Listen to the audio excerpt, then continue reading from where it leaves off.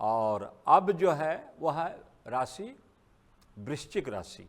8 ग्रहों का भविष्य फल वर्तमान में जो चल रहा है गोचर में जो ग्रह चल रहे हैं 16 नवंबर से 16 दिसंबर तक के, तो गोचर में जो फल है उसका भविष्य फल कथन आपको बताया जा रहा है चंद्रमा को छोड़ करके। ये दैनिक ग्रह हर 1.25 दिन में परिवर्तन होने वाला ग्रह है चंद्रमा।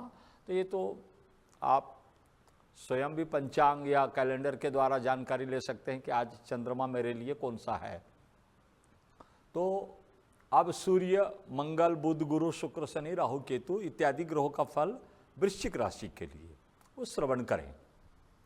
वृश्चिक राशि के लिए पहला सूर्य बताया गया है। प्रथम स्थान में जब भी सूर्य आते हैं तो शरीर में एक प्रकार की विशेष उष्णता उत्पन्न होती है।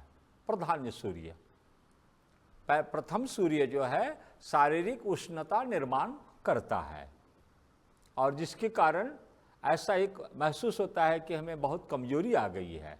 तो इसका ध्यान रखें, थोड़ा सा फजूल में इधर उधर ज़्यादा नहीं घूमना है। और तो ये प्रथम स्थान के सूर्य का 1 महीना ही रहेगा, फिर परिवर्तन हो जाएगा।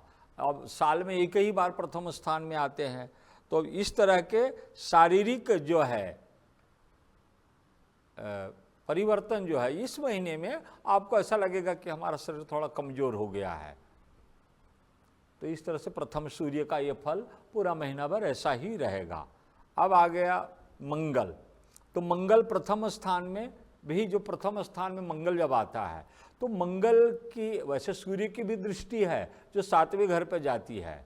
तो 7वां स्थान पत्नी का होता है, तो जिसके प्रभाव से भी वो मनुष्य अपने आप को थोड़ा सा बलहीन मानता है। एक अब आ गया प्रथम स्थान में मंगल भी वृश्चिक राशि में ही है।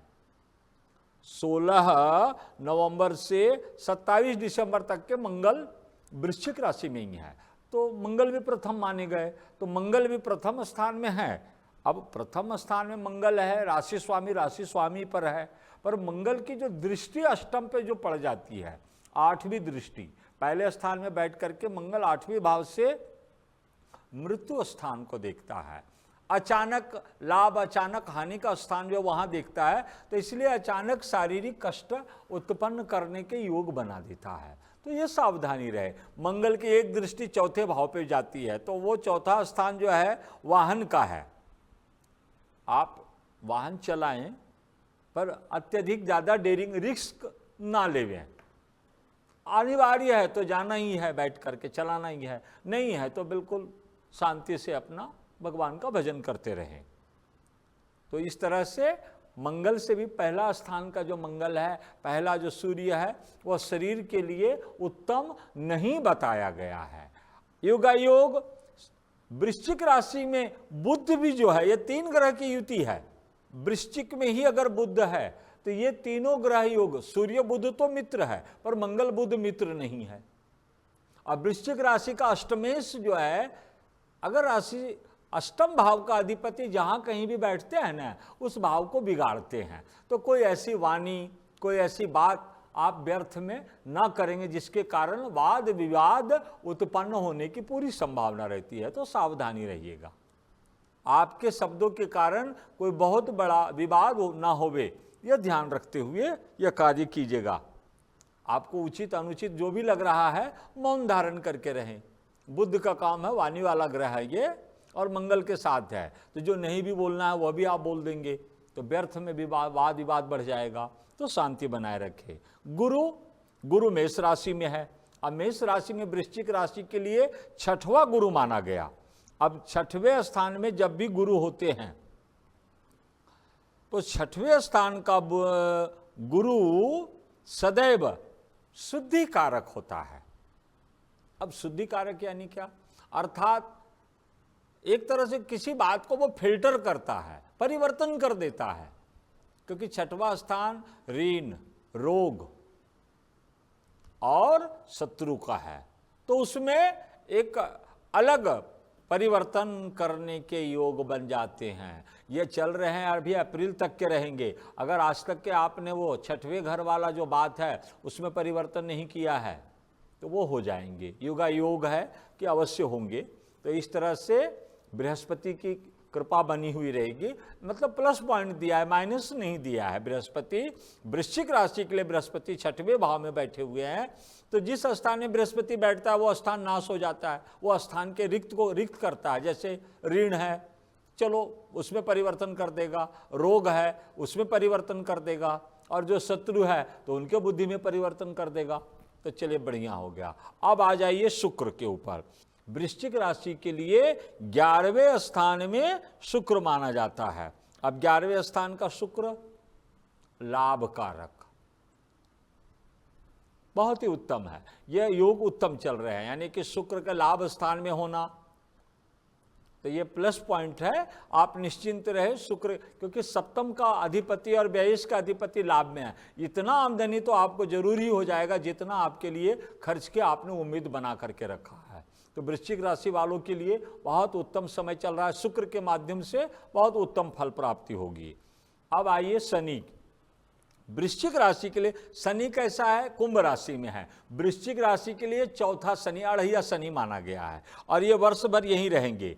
29 मार्च 2025 को आपकी अढ़ैया समाप्त होगी, इसके पहले नहीं। तो अब शनि यहीं पर रहेंगे, तो इसलिए शनि चतुर्थ भाव में, शनि जो है ये चतुर्थ भाव वाला शनि, इसकी दृष्टि कर्म स्थान पे, शनि की दृष्टि ऋण रोग शत्रु स्थान पे, शनि की दृष्टि आपके मस्तिष्क पे। तो ये महीना तो सावधानी दे रखना है। क्यों रखना है? क्योंकि सूर्य भी है पहला, सूर्य भी पहला है, और उसके बाद मंगल भी पहला है, शनि की उस पर दृष्टि है। तो ये वैर भाव बड़े पैमाने पर बढ़ने की संभावना है। वृश्चिक राशि वालों के लिए ये 16 नवंबर से 16 दिसंबर और नहीं तो 27 दिसंबर तक के बिल्कुल सावधान पूर्वक रहे, क्योंकि शनि मंगल केंद्र में है। तो ये शनि की दृष्टि मंगल पर है और मंगल शनि को देख रहा है। तो ये अचानक लाभ तो नहीं, लेकिन नुकसान कारक जरूर योग बना देता है। आप सावधान, अपने आप में सावध रहे कि कोई अपने से गलती ना होवे, अच्छे निर्णय लेवे। अब आ जाइए राहु के ऊपर। राहु जो है अभी मेष राशि में है, छठवें घर में है राहु। राहु एकदम प्लस है। राहु के कारण 28/11 तक के राहु आपका कुछ भी बिगड़ने नहीं देगा। लक्ष्मी कारक योग बनाए हुए है। अब जो कुछ भी है 28/11 के बाद में कैसा है, एक दिन भी जो है, एक समय छोटा सा अल्प समय भी नुकसान कारक हो जाता है। उस समय एक निर्णय लेने के लिए हम 1-2-4 घंटे थोड़ी लगते हैं। एक ऐसा समय आता है, एक क्षण में कोई गलत निर्णय ले लिए और उसके ऊपर हमने अगर कार्य किया तो उसके परिणाम गलत हो जाते हैं और जिंदगी भर उसके पश्चाताप करना पड़ता है। इसलिए राहु आपके लिए प्लस है। भगवान की कृपा ऐसी बनाए रखे आपके ऊपर। केतु 11वें स्थान में आ जाएंगे। यहां पर राहु जो 5वां आएगा, तो पंचम में जो राहु है वह भी आपके लिए शुद्धि कारक कहा है, यानी कि आपके बुद्धि में एक ऐसी, पंचम का राहु जो है बुद्धि को शुद्ध करेगा, ज्ञान कारक ग्रह है ये। और 11वें स्थान वाला केतु, ये आपके यश को, आपके कीर्ति को आने वाले 1.5 वर्ष के लिए आप निश्चिंत हो जाइए, केतु के तरफ से प्लस रहेगा। और अगर ये कुंडली के अंतर्गत किस तरह के केतु राहु वगैरह है, ये सब देखने के बाद में गोचर के ग्रह में फिलहाल तो राहु शुद्धि कारक है, अर्थात परिवर्तन आएगा आपके बुद्धि में, निर्णय शक्ति में, अर्थात जो निर्णय ले रहे थे उसमें काफी परिवर्तन आ जाएगा। और आपकी कीर्ति जो अस्त नहीं है, लेकिन फिर भी ये केतु के आने से आने वाले 1.5 वर्ष तक के प्लस पॉइंट रहेगा। तो आप निश्चिंत रहें। तो इस तरह से वृश्चिक राशि के फल का कथन आज किया गया है। और विशेष जानकारी के लिए इसी तरह से चैनल से जुड़े रहें। और सामने नंबर जो आ रहा है, अगर कोई विशेष समस्या है तो आप वार्तालाप भी कर सकते हैं, परस्पर संबंध मिल भी सकते हैं।